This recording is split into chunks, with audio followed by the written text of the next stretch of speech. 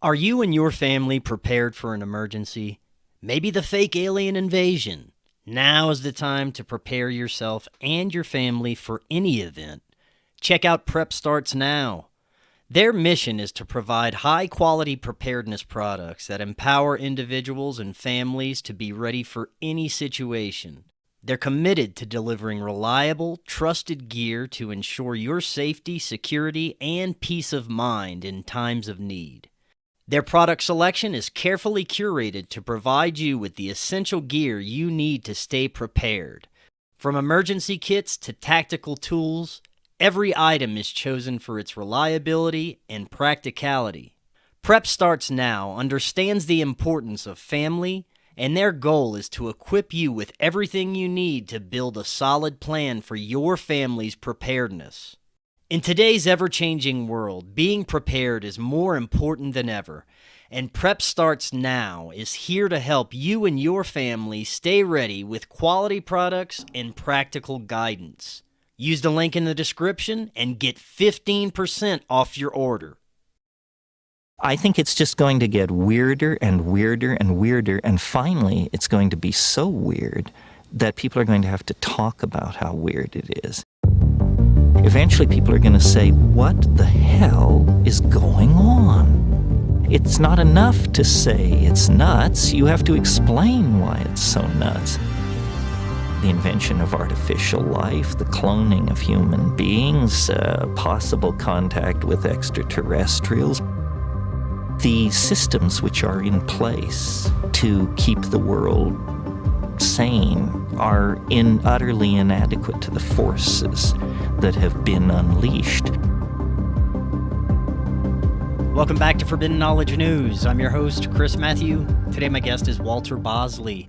Be sure and check out my films. Doors of Perception is on Amazon Prime. Occult Louisiana is on Tubi, Roku Channel, and more. We are booking guests for December. If you have suggestions or you'd like to be a guest, email me forbiddenknowledgenews@gmail.com. Today I want to welcome back to the show Walter Bosley. He is an investigator of historical occult mysteries, author of pulp fiction novels, and a screenwriter. After 19 years in national security, he is a licensed private investigator in California, where he also runs his small press publishing company, Lost Continent Library. Walter, welcome back. How you doing? Great, Chris. Good to see you. It's great to have you back on. Just since the last time we spoke, the reality we're in now might as well be an alternate dimension compared to then. People are more divided than ever, and the dystopian control machine keeps getting bigger and stronger with every high-impact event, and politically fueled psychosis seems to be rampant on both sides. Now with the emergence of the post-COVID conspiracy era, any information that we consume online must be run thoroughly through an enhanced bullshit meter. So much to navigate through these days, and I'm looking forward to getting your thoughts into everything. Before we do, remind the audience just a little bit about yourself and let them know how they can find out more. Well, I spent 20 years in the United States national security community between the FBI and the U.S. Air Force Office of Special Investigations, and then doing special contract work in the world of counterterrorism. And, that gave me kind of a well-rounded look at how these different agencies work, how the community works. I saw much of the world doing that. And, after that, I started a publishing company to pursue publishing pulp adventure fiction.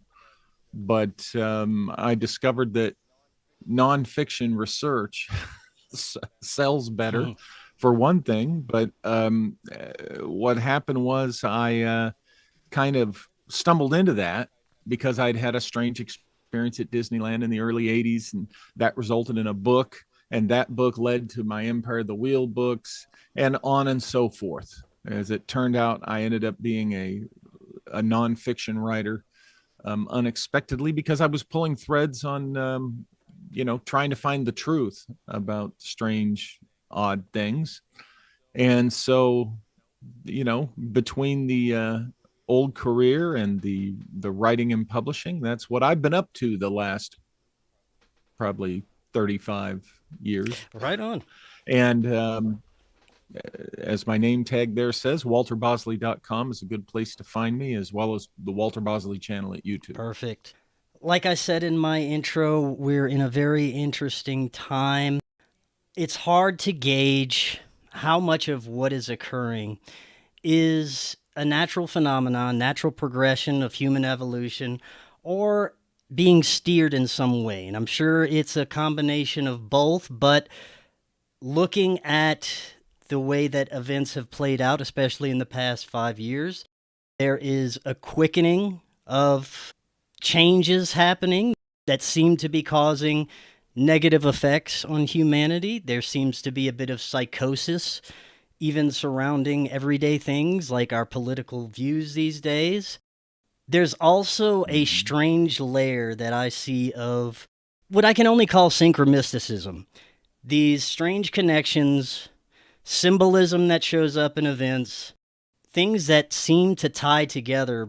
And there seems to be this layer of reality that plays on high-impact events, possibly has a level of metaphysical energy that is projected. You look at things like predictive programming, Mandela effect. We talked about the Ingersoll Lockwood books. But let's start with the most recent events in the division, where we're at right now. Well, what's going on today is a result, believe it or not, of 9/11, because this weird metaphysical layer, this thing that you're feeling, it indeed involves synchronicities and these things, but what it is a very dark psychological form of magic going on that was really that we were struck with 9/11. Now, I've talked about this in the past. I'm in that school of thought that I don't buy the story that just, a group of angry terrorists, pulled this off. Of course, I don't think anybody in this community has bought into that from day one. I'm in that school of thought, that camp that thinks that the terrorists they were used, okay? And what brought those towers down was very possibly a technology that hasn't been discussed within the context of 9/11, but that's a whole other series of shows. I recommend people check out Joseph Farrell and check out the book, Where Did the Towers Go by Judy Wood, for that discussion. Now, what I noticed, because I was really in my first year or so of working as a counterterrorism special consultant, and I was in Amman, Jordan when 9/11 happened. And one thing I remembered distinctly was this weird, automatic, almost robotic patriotism. The flag was everywhere. Everybody had it plastered on their cars, their homes, and there was just kind of this strange march. And here's the thing, before anybody gets upset at me saying that, remember what I said about my background. Okay, I'm a military officer, I'm a veteran, I'm a former federal agent, okay? I'm a patriotic guy, all right? So when I am noticing that this newfound patriotism seems induced strangely, think about that. It just seemed odd to me. And then increasingly over the years, the political divisions between Americans got continually more intense as we continue to get deeper into the 2 terms of George W. Bush, right? And then, of course, Obama gets elected, and wow, that just causes more division, all right? And then you have the media stirring that up. Now, what we're going to talk about today and what we're seeing these days, I'm somebody that I used to do a lot of things, but I used to watch Fox News, every day myself, because, I've always identified as conservative. Okay. I'm not a Democrat voter. Okay. So increasingly over the years, I noticed that what began to turn me off with Fox News was this culture war stuff that Bill O'Reilly was spinning up, and I'm the type of conservative that wants to hear about, okay, strong national security. Let's get the economy going, right? Let's keep the government out of our lives, as much as possible. You don't tell me this culture war crap. That didn't interest me. Well, by 2012, I was done with that source, because finally, my eyes opened and I realized, okay, they're just stirring the pot for their ratings and their customer base, their team, are the Republican conservative voters, who just want a constant, feed of all this stuff. Culture war. Well, we all know the division, during the Obama years that continued and intensified. We had the rioting in the streets and Antifa and all the lefty wackos were really, partying it up, being crazy. All the blue hair wokeism stuff that was going on that was really ended up driving everybody crazy, including, a lot of Democrats. Yep. So, after 8 years of that, plus all the shenanigans during the Obama administration, there were things that the Democrats were indeed doing that were flat out wrong. Yeah. There were things Obama did, for crying out loud, just flat out wrong. So you start with, and I'll get back to what I think the magic was that was done to us. 9/11 was an act of ultimate MK Ultra type stuff done to the American public, and it was done on purpose. And this induced rah-rah patriotism was 9/11 was the emergence of that. Okay. And then it exacerbated, and we had the emergence of this Tea Party thing. Yes. Still relatively harmless, just, this is what we want. So by the time we get to the end of Obama's term, we have Donald Trump. Okay. And MAGA version 1. Now, I voted for Trump multiple times. Never bought a red hat. Okay. Being in a cult, being too sports teamy about important things like politics is not my style. So I've never to this day owned a red hat. But in 2015, I remember telling friends, he's the guy, he's going to win. And they're like, are you crazy? But look at this guy. He's gruff. He's an a-hole. I'm like, yeah.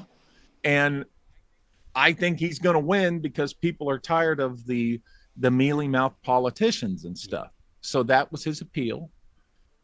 Believe me, I knew that it was just rubbing people the wrong way, pissing people off. I was in, the frame of mind, the position where it's like, you know what, that's what we need. A president who says naughty words, is a businessman and blah, blah, blah, cares about the country, that kind of thing. And that's what I and many others saw in Trump the first time he ran. And so, of course, he gets elected. And, that causes even more crazy division, right? Because you have the people on the left that they see, oh boy, the pendulum's going to swing way over to the right. He didn't get an opportunity to do that because, the COVID thing happened. But, initially, I don't know about you, but I had my 401k at that time, and I saw my 401k stagnate through all 8 Obama years. Within the first 6 months of Trump's first term, my 401k almost doubles. At the end of the first year, it's more than doubled, and so forth. You get the idea. The economy was improving. All that. It was like, oh, okay, great. Yeah, he says embarrassing things. Yeah, I kind of wish he wouldn't do that. But, so then COVID hits. And to be honest, at the same time, the day before the quarantine hits, I get diagnosed with cancer. So, my focus is a little more personal, starting in 2020 and through COVID and all that. I mean, we all know that. And so things get weird late in his term. And then we have the whole January 6th debacle, which, at the time I'm looking at this and I'm going, come on, insurrection, give me a break. I could see that there were probably federal agents in the crowd, egging this stuff on. But, I felt like, okay, insurrection's a little bit, of an overreaction. And we end up with Biden for those 4 years. But the machine, led greatly by Fox News and other sources. Now we have other conservative news sources. Yes. We have more podcasters and such, and they're just stirring it up. And they keep stirring it with culture war. Christmas is under attack. Christians are under attack. The very identity of the human female is threatened by the transgender, our children, the borders, et cetera, et cetera. Yeah, and all this, it's stirring it up, keeping everybody in a state of agitation. Okay, right out of the MK Ultra playbook, I might add. So then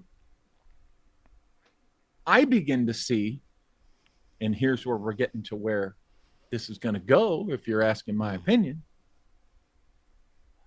My flag was when I learned how deeply entrenched the Heritage Foundation and this Christian nationalism movement was into Trump's new run for president.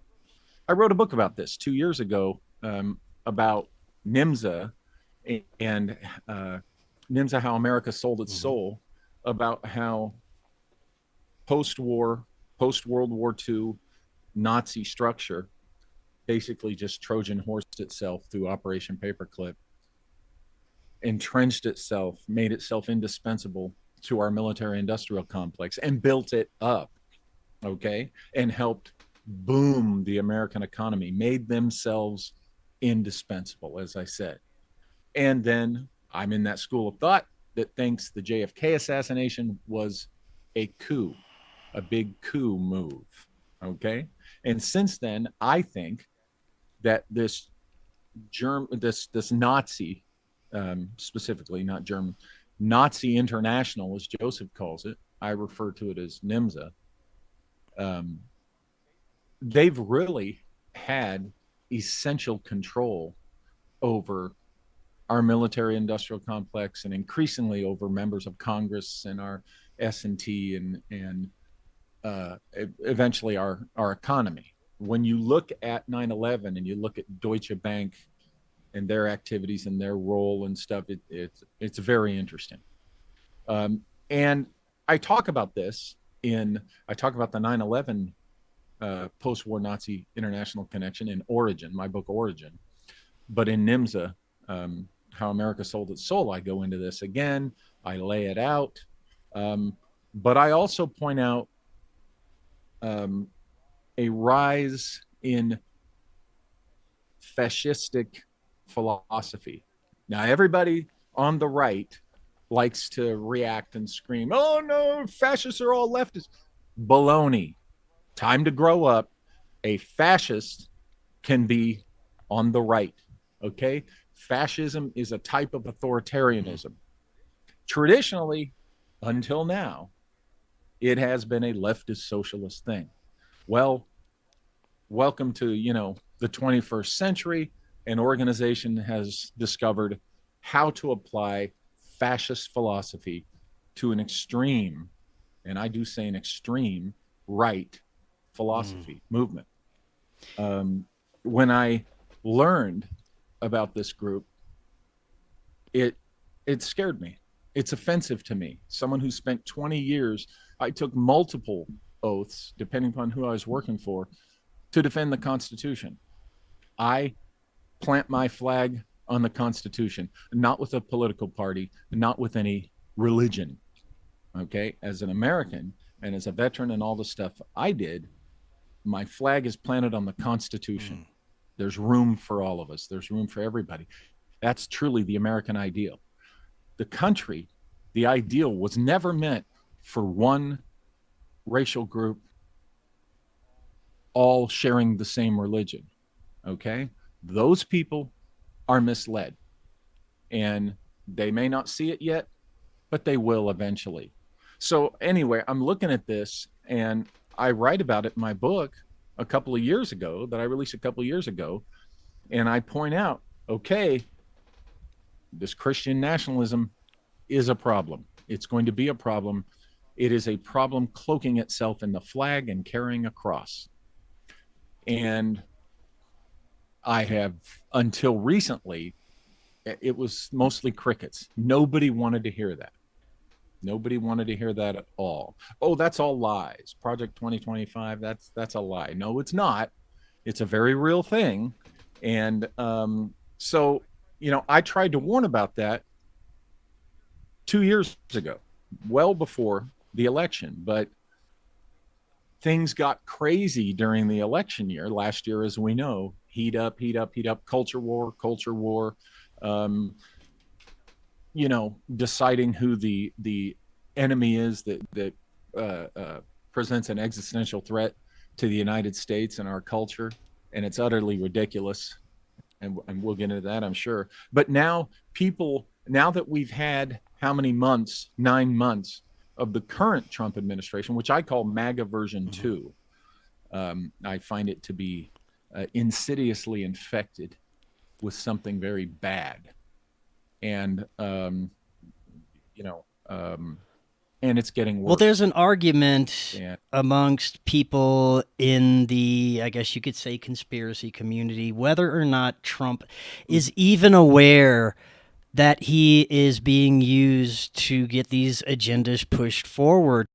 At times, it seems that he believes he's in complete control, and he's putting forward these agendas to better America and make things better. And then at times it seems like he's completely controlled and just spouting off an agenda that's been in the playbook for years. Yeah. He, I think the man is not 100% on health. I think his health might, I'm not sure he's going to survive this term because of his health. And then that's when things really get scary, because the number two man, is heart and soul owned by this movement. But this particular movement, okay, they tried to come at Nixon. Okay. Now, they weren't called the Heritage Foundation. The Project 20 didn't exist yet. That hadn't formed yet. But they even approached Nixon. And Nixon told them, no thanks, get lost. So then they knew they wouldn't get anywhere with Carter, because, go figure, Carter actually, and I'm not a fan of Jimmy Carter. As a human being, he's a good man. Okay. He lives that code. As a president, he was awful, but he's a guy that actually lives the ethics that these Christian nationalists claim that they live. So they didn't bother with Carter, but they tried Reagan. They backed Reagan, and Reagan, very shrewd the guy that he was, says, okay, you're going to help me with the campaign, help me get elected. Okay. And then when he got elected, then they started laying on him, you need to do this, this, this, and this. And old Ronnie said, I'm president for all Americans, and thank you for your help, but you may go now. And that really pissed them off. And that was the real beginning of, we're going to create this movement. We're going to create this organization, the Heritage Foundation. And they decided, we're going to get more directly hands-on in American politics. And we're seeing now, after 35 or more years, almost 40 years, after they were pissed off by Reagan because he didn't just do their bidding. Now we're seeing the real fruit of their tree. And and I think that they got their hooks into Trump after he lost, or about the time he was, they knew he was pretty much going to lose to Biden. Okay. There's an interesting documentary out there. I'll have to get you the title so you can post it in the description. Off the top of my head, I don't remember. This is kind of mind blowing, but Heritage Foundation operatives bust in a bunch of rabble rousers during January 6th. Charlie Kirk, okay, who didn't deserve to die the way he did, but was not a saint, and I'm damn sick and tired of this sanctification of this guy. This, people don't see what a mind screw is going on there. All they need to do is look up Horst Wessel, and they'll find out who Charlie Kirk is to the Christian nationalist movement.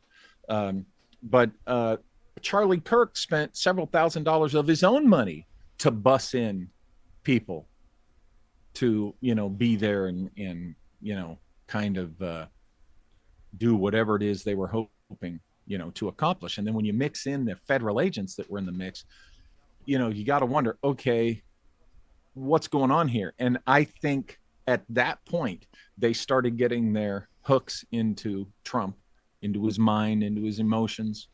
And you combine that with he's aging, he's at that point where the age is getting to him.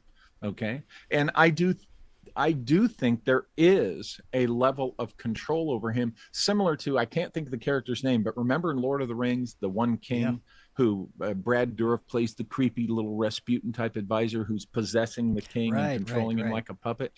I think that's a situation like that going on with these Christian nationalists in his administration and Trump. They're just pushing his ego buttons and they're playing him, and they're so that they can maneuver in and force their policy agenda on the entire country.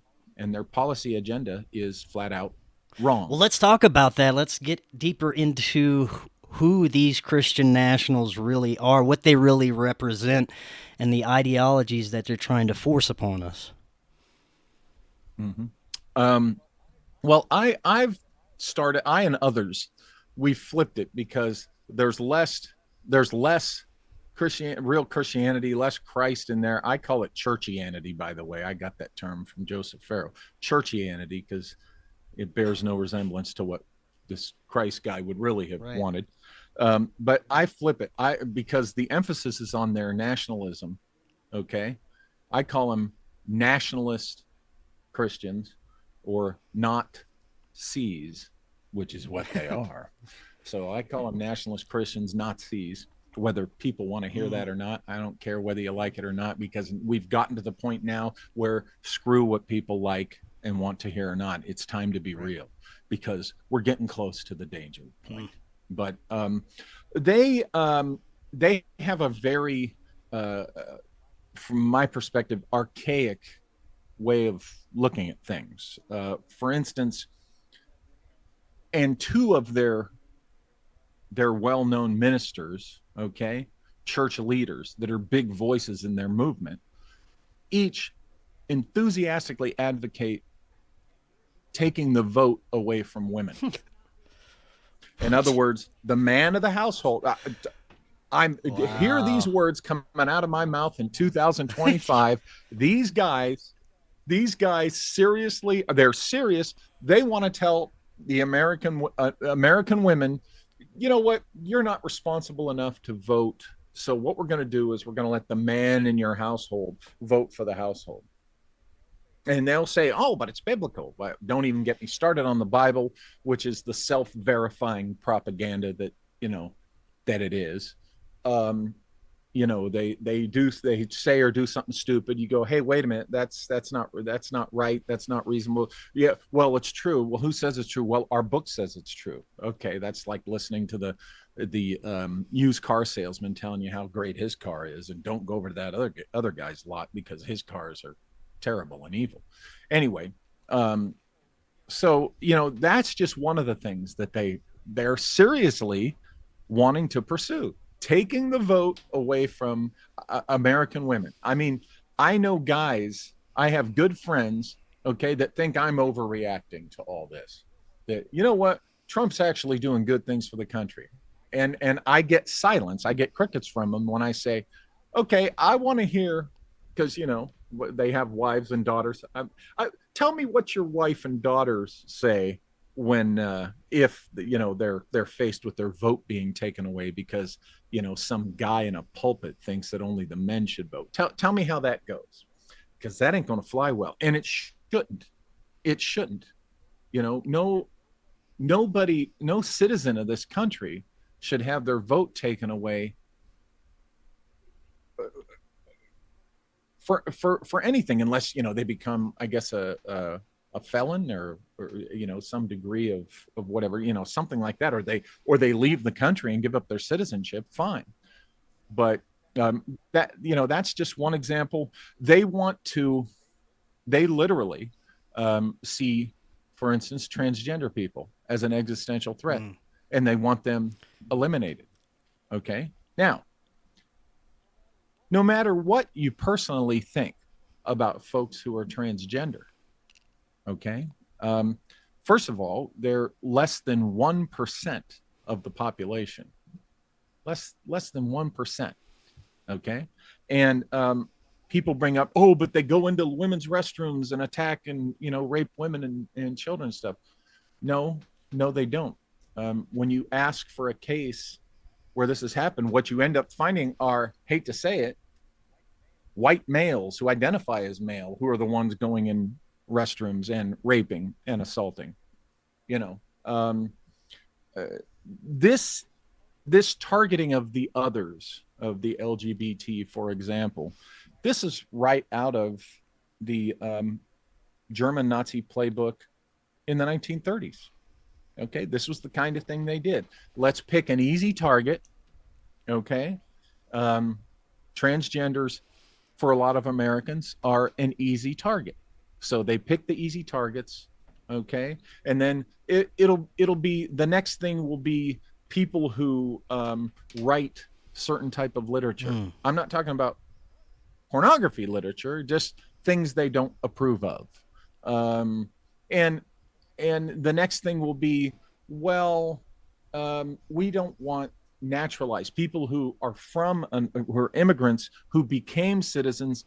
Should they really have the right to vote? You know, and on and so forth. It'll just keep expanding until they decide, yeah, to. One of the things in Project 2025, for example, is to incarcerate all transgender people or LGBT people in asylums. This is one of the things that they have stated, you know, that's in their plan. And what they do when you bring it up is play the narcissistic card of, what are you talking about? They deny that it's true, even though you can point that it's in print. And then they play the, where did you see that? On your website. Now let me ask you, depending on who you ask, they will say that this is a Zionist agenda, that the Israeli government and Zionism is pairing with these Christian nationalists to sort of bring about prophecy. Using them. Oh, God, yeah, they're using them. There's a couple of books you need to read, one in particular on this issue that people need to read that's very eye-opening if you can get your hands on it. It's titled Perfidy, and it's written by the great screenwriter Ben Hecht. Ben Hecht was a Golden Age Hollywood screenwriter, American Jewish guy, and he wrote a scathing expose about Zionism and all of that. And it's very eye-opening about what's going on there. Israel has long, since World War II, you know, and increasingly used the World War II era and what went on to always be the eternal victim. They've been using the United States, obviously, our money, our you know, military assistance, that kind of thing. And they continually get away with it because they push the American Christian The most ironic part is the Zionists are teaming with the Nazis to achieve these goals, basically. You need to read Perfidy by Ben Hecht, because he points out exactly how the Zionists back then were cooperating with the Nazis. He names names. Perfidy, Perfidy. People, get your hands on that book. And Ben Hecht, a Jewish American, he was trying to tell people this whole thing about the state of Israel, but what's happened is, see, we had the Schofield Bible, and I'm forgetting the name of the guy who really started getting into the heads of American Christians, and this modern churchianity, Protestant churchianity, evangelism, they take all their cues from this nut in the 19th century who created the rapture, the whole idea of the rapture and all this nonsense.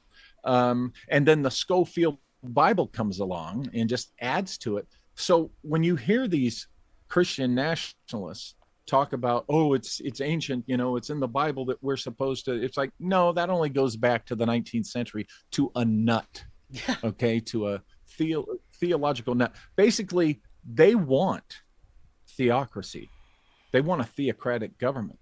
And no, that's pardon. Yeah, they're claiming that we absolutely need theocratic government, and no. So you would agree that in a sense they are trying to bring about biblical prophecy, the apocalypse. Yeah, the prophecy ideas that have basically been generated only less than back in the 19th century and entrenched in the early 20th century. And you've got some people in the Heritage Foundation structure, their organization leadership, that really believe that if they bring this about, they can get their theocracy. Now think about that. Some of them are also cynical enough to know we're fabricating this. They're willing to fabricate it. It's all about power. And they want that one of the worst kinds of power there is, and that's theocratic power. Because why is that bad? Because it plays on many, many people's deepest fears and beliefs.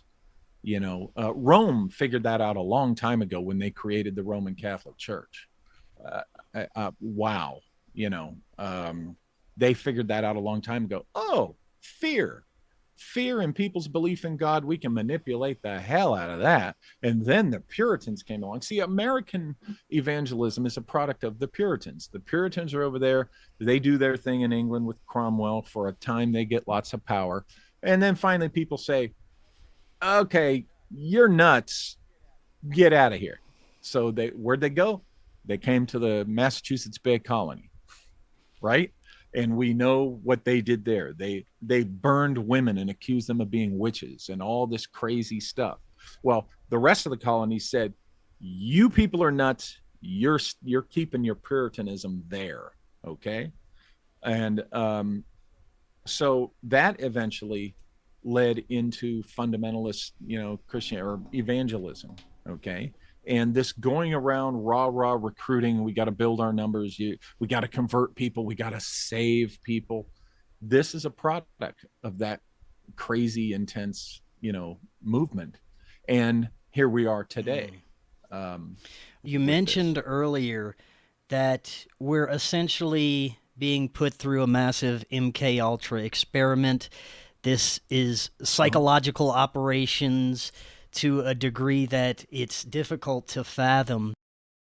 Earlier when I mentioned that there's this other synchromistic layer, I want to get deeper into your thoughts on what's manifesting there. What's the trigger for this? What does it really mean? Like I said earlier, we discussed the Ingersoll Lockwood books, but recently with the Charlie Kirk assassination, they have something that came up that is very interesting, and normally I don't pay too much attention to the predictive programming synchronicities that come up in movies that reflect high-impact events, but the Snake Eyes thing was very interesting to me. There were several connections there that were very spooky to me. And I wonder if this is just something that shows up with very powerful events. It has an energetic effect on the past or our reality in some way. Same thing with the Ingersoll Lockwood books, with Back to the Future movies, all these other things that have predictive programming aspects to it. What are your thoughts on that? Well, yes, to all of it. I mean, as far as what's going on, because a variety of things are going on or is going on. You've got my personal intense experience with synchronicity were the 7 years that I stumbled into and was investigating what became my 3 Empire of the Wheel books. And that was my most intense experience with synchronicity that I had up till then. It never really goes away. It's the once you see it, you can't unsee it kind of thing. And what I discovered about it is you can stumble into the fabric of reality to where you see synchronicity are the threads in the fabric of reality. Okay, synchronicities are. And then you get to a point where you go, okay, is this happening because I walked in on this, or I'm poking around with my consciousness looking at stuff, so it's communicating to me, or am I just seeing what is the threads in the fabric of reality? And that's kind of an odd experience when we who live in this material limited part of the spectrum, go to work, have a family, have your fun, live your life, then go to the other dimension. With this dimension being so basic, according to what most of us see and experience, seeing the threads in that fabric can be a very awakening, and oh my gosh, what is this? What's going on? And again, you can't unsee it. Well, the controllers, the people that want to control us, that want to control society and civilization, they're aware of this information too. So even though one can simply pick up a veil and see it, right, observe it, learn about it, well, some people go at it and they want to manipulate it, and they want to pluck those synchronicity strings, like the strings on a guitar and a piano or whatever, to maybe manipulate the past or the future. And I think that during the first half of the 20th century, when the people playing around with human psychology figured out this MK Ultra, what came to be called MK Ultra, this stuff that increasingly somebody has been wanting to play with time and space and events and perception itself, as we know. And I think in this particular issue, theater of issues that we're talking about, I think we're seeing that, and we're enduring and experiencing and suffering through the product of that manipulation. This, you look close enough, this is a big, wild metaphysical thing going on. Okay. And the more you see that and acknowledge that, the easier it is for you to step back a little bit and not let it affect you so much. If you don't see this, if you refuse to see it this way, because it's, your pastor tells you not to pay attention to anyone behind the curtain, or because, it's so much easier to enjoy the Super Bowl if you don't think about these heavy things, then it's going to affect you more intensely. Okay. It's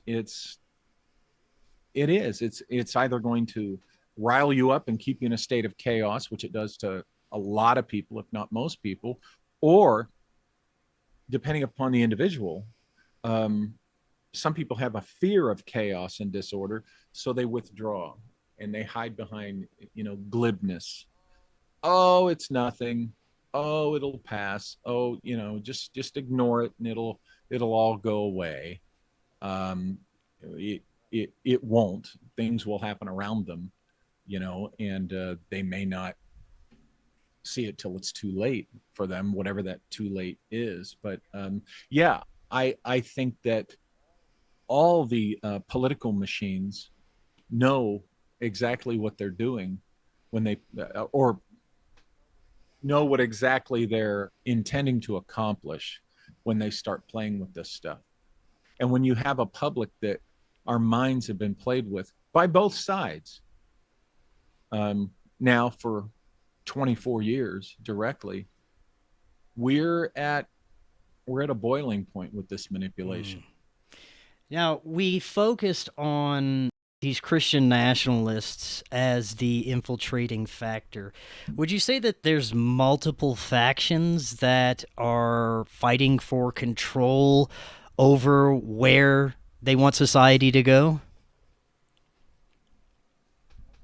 Multiple factions within that movement, or no, not within that factions? movement, just different factions that attempt Oh, to course. infiltrate whatever power is in control at the time. Oh yeah, of course. Look, just because the far right are being the complete assholes right now, that doesn't suddenly erase what the left has done either, over the years. And both sides, all parties, they do this. They all have their agendas, look at the Bush and the Clinton years. They were all about serving the deep state and their big corporate buddies, that kind of thing, right? Pushing us towards a globalism, not a good globalism, so they were playing their games, pushing our buttons, pushing our pressure points, like with the economy, doing things that they know will hurt the common folk out there. Okay, in the West, in the United States in particular, they seem hell-bent on destroying the middle class. That seems to be what's, in a way, still going on. So yeah, you still have the left out there who, believe me, when they get their chance to do their shenanigans, we're going to see them doing it. I don't want people to think because my position now, that suddenly I'm a lefty. Are you nuts? Well, it will be interesting to see how the pendulum swing goes next time around, because we're setting up this infrastructure right now for a surveillance state and AI governments and law enforcement, and we can see where the right wants to go with it, but when the pendulum swings back, there's no telling what this infrastructure will be used for. It's never going to be good either way. My advice to Americans, anyway, I know there's people all over the world watching this, but to Americans here in the United States, bring it back to the center. Yeah. A quick remedy for this madness is let's all come back around the center. Okay, stop with your personal idiosyncratic, what you think America, the extreme, but we need to get rid of these people. We need to control those people. Stop with that. Let's bring it back to the middle, because then these extremes will be left with far less power, if any. See, they're playing. The people on the extremes are playing. Yes, they're pulling, and all they need is that critical mass to agree with them in a given election, and they got power. How we can stop both sides, the left nuts as well as the right nuts. Okay, bring it back to the center. But I'm an advocate of, my God, we're 25 years into a new century, and we got these people that want to go back decades. I know people that I know they're nostalgic over the 80s and the Cold War era. I fought the Cold War. I worked against the pesky, evil Soviet Empire. Okay. And, so I did my part for that, but we're 25 years into a new century, and we got people just wanting to cling to a past that, did it really exist the way they're remembering it? No. We need to be going forward. it's a new time, a new, it's always, the world is always changing. So you could say it's a new world, and we need to be smart about this. Let's go into a better future. But no, we got people, I know people that just, they'd rather burn it all down in a civil war than, go into a different kind of future. Do you think these people in positions of power on the extreme side of things really believe the nonsense that they're preaching, really have these religious ideologies? They really believe that they're going to bring on the end of the world or force prophecy in some way? Some of them do. Good Lord. That's the scary part. A few of these guys in the extreme evangelist, nationalist Christians, they do believe that. They think that what the apocalypse and all that is the model that God is giving them to run the country and ultimately the world. Oh, it is insane. Last few minutes, let's get your final thoughts and talk about how we can navigate some of the madness. I mentioned some of the surveillance state technology that we will soon be subjected to. Social credit systems seem to be creeping into our reality more and more every day. It's, like I said in my intro, it's difficult to decipher what you're seeing online because of AI, and this is only going to get worse as we move along. How do we navigate through this? Well, unfortunately, the technology itself is here to stay, as we know. Too many people it's too entwined and they're dependent on it. We all, I mean, come on,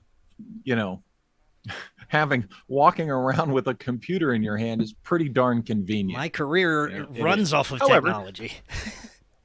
Yeah, right. But here's the thing: don't walk around with it on all the time. For example, okay, little things like that. Turn the darn thing off when you're out with your family or friends and you're having a lunch or at the amusement park or whatever. Turn it off. Put it like in the bottom, of your bag, or put it, if you can put it in a safe place where you don't even have to have it on you. That's a start. You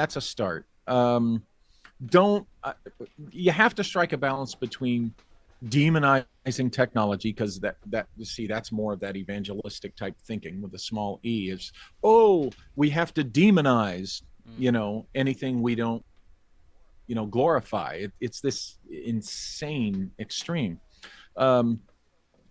Use the technology to the degree that it's useful to you, but don't get so tied into it that it's, and this is easier said than done right now, but that you're giving the deep state even more access to you.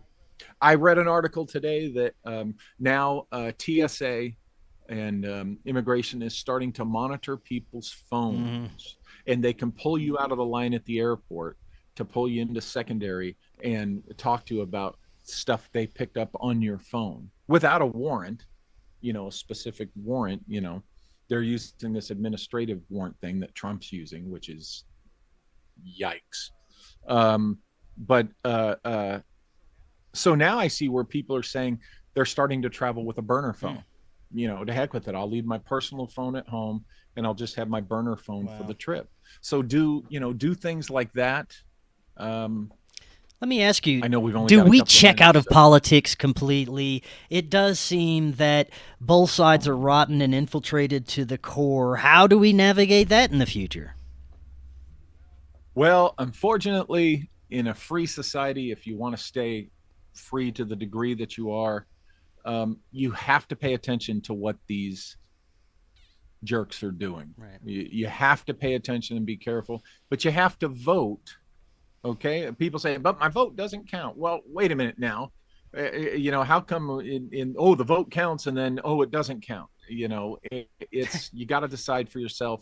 I've decided I'm at least going to vote. I may not vote for the two main choices I'm given. Right.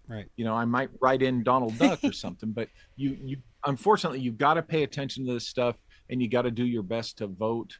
One thing for years that my parents always said, my mom said, that my grandma and grandpa would say this.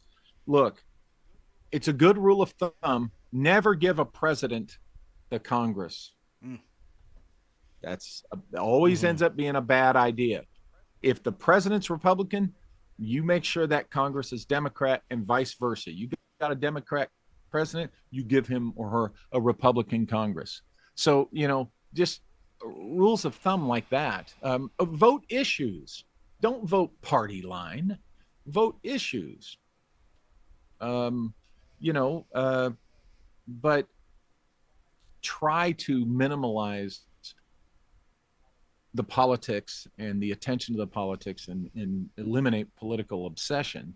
Try to get that out of your daily head, because that's where they want to be. They want you scared. This culture war is one of the biggest propaganda things, that they ever devised, and it turned me off years ago when I heard, the conservative side of the media, culture war, culture war, culture war. That's how they get you turned against. That's how they get you to hate other Americans, through culture war. Oh, your culture is superior. Just like, they want one religion to rule them all. Yeah. And no way in hell. I know there's a lot of people like me that will resist that to the final minute. Yeah. And it doesn't mean we're demonic enemies. Well, speaking of, you mentioned you are former military. You used to be involved with the government. Do you see that more people that used to be involved in military government would step up if things started to take a turn for too bad?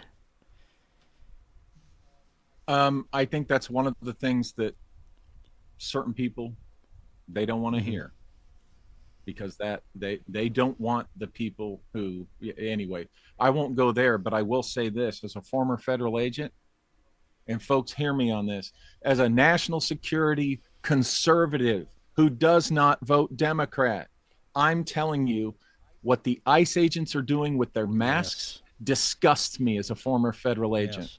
That disgusts me. And this crap that, well, they got to protect themselves and their families. Let me tell you, the years I did that work, you could see my face and you could know my name. And you know what?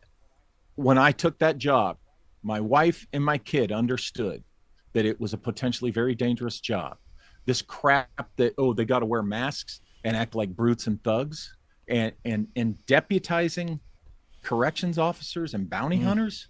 This whole way that the ICE thing, as a former federal agent, who knows how that's supposed to be done, it's wrong. It's shocking to me how wrong it is. Yeah. But there's, people out there that are just rah-rahing it, thinking it's great, and they're going to pay a price that I don't think they realize is coming up. And they're going to go, oh, wait a minute, we tried to tell you. Yeah, lots to navigate through these days. Walter, thank you so much. Before I let you go, remind the audience how they can find out more about you. Okay, you can go to walterbosley.com, my website. That's where my books are and stuff. And we have a fantastic holiday sale going on, 70% off of everything. So if you've ever wanted my books, now's the time to buy them all. And also at Walter Bosley, the Walter Bosley channel at YouTube. And if anything I've said in this has just made you want to spew venom at me, you can find me at both places. Excellent. Well, we'll definitely have to do this again soon. Walter, thank you so much. And until next time, everyone, have an excellent evening. We'll talk again tomorrow. Hello, friends. I am so excited to tell you about Independent Media Token. Independent Media Token is a brand new way to show your support for independent media without having to donate a dime. Independent Media Token is a cryptocurrency on the Solana blockchain designed to generate funds to promote and foster the growth of independent content creators, allowing them to engage in their art without having to worry about being demonetized. Through a network of media partners, of which you yourself can become a part of, Independent Media Token's goal is to ensure the powers that be can never cut off all of our areas of funding and censor the only free voices left in the world. Join the movement today. You can pick up Independent Media Token using Phantom Wallet or the Solana wallet of your choice, where you can easily swap your Solana for IMT. Grab some IMT today and remember to always know your team. To learn more, visit independentmediatoken.com or use the link right in the description.